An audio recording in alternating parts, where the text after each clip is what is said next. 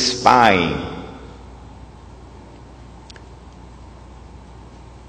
And so now we know that when the message came from the messenger of Allah that Dajjal has been released, we know that it is in this island that he's going to be released. And it is from this island that he will launch his mission to impersonate the Messiah and to eventually rule the world from Jerusalem. Question: which island is it?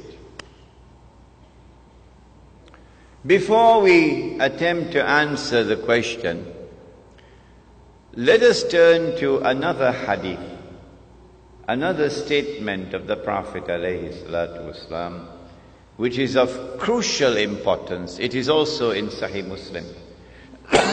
He said that when the Antichrist is released, he will live on earth for 40 days.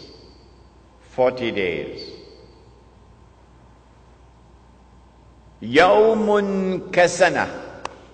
One day like a year. Yawmun kashahr. One day like a month. Yawmun kajum'a. One day like a week. Wasairu ayyamihi ka ayyamikum.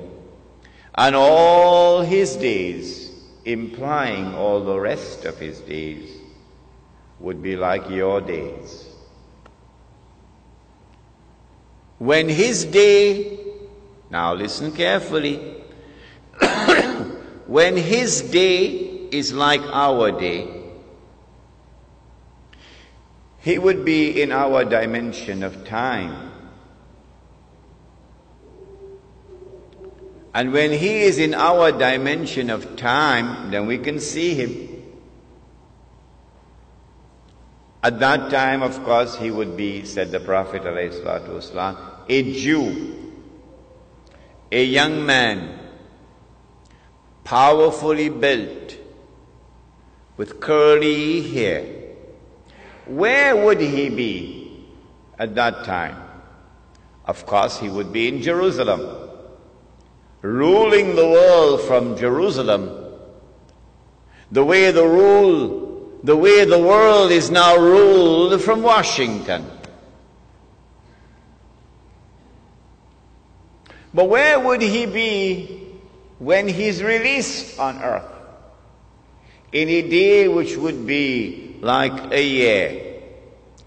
And where would he be on earth in a day which is like a month?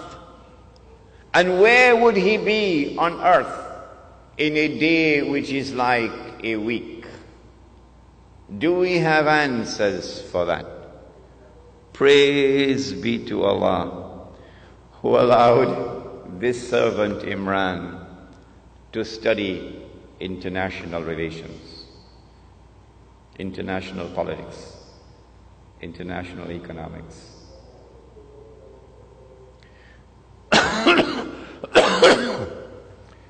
The answer, of course, is that when he's released on earth, he would be on that island. And from that island, he will launch his mission to liberate the Holy Land, to bring the Jews back to the Holy Land, to reclaim it as their own, to restore a state of Israel in the Holy Land, and get the Jews to believe that this is the holy Israel of David and of Solomon, alayhim salam, and to cause that state of Israel to become the ruling state in the world. Which island is it? This is my answer. You do not have to agree with me. You are free to differ with me.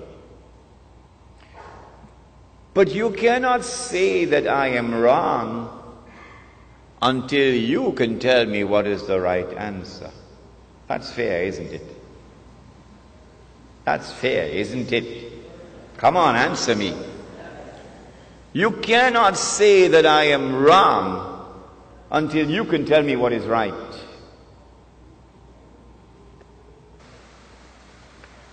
An amazing thing has happened.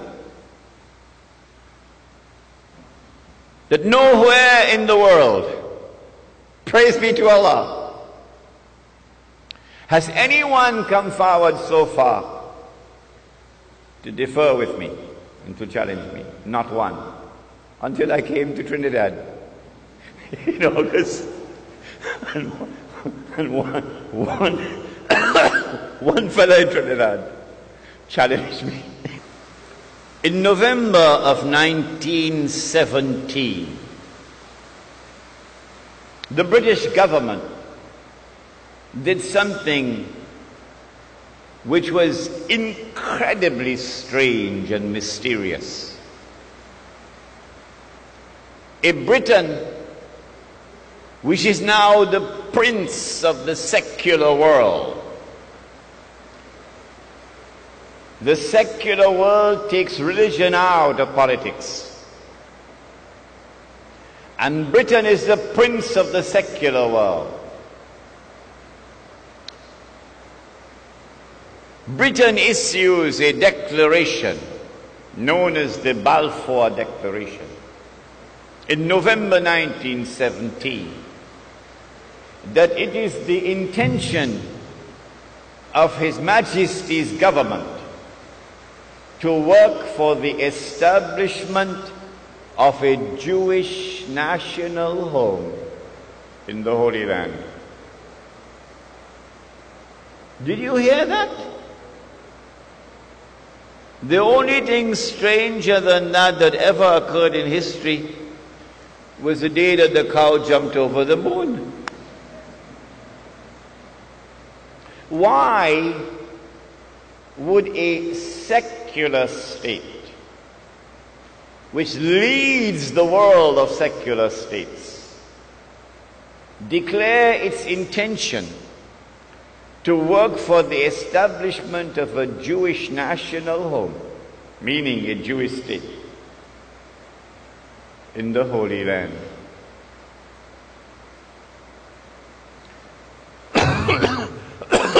Two months later, this was October 1917, in December 1917, it is a British army led by General Allenby which defeats the Ottoman Islamic army and liberates the Holy Land. And when Allenby entered into Jerusalem, the British general declared, "Today, the Crusades are over." Oh, but the Crusades were supposed to have been Christian wars. And you are now a secular state. You're not a Christian state, you're a secular state. How come a secular Britain is continuing a crusade started by the Pope 1,000 years before? That's strange. That is incredibly strange. Between 1918 and 1948, it is the island of Britain which ruled over the Holy Land on a mandate conferred by the League of Nations. And during that period of time, with tremendous deception, while pretending to keep the Jews out, Britain opened the doors for the Jews of Europe to enter into the Holy Land and to reclaim it as their own. In between came the interlude of Adolf Hitler,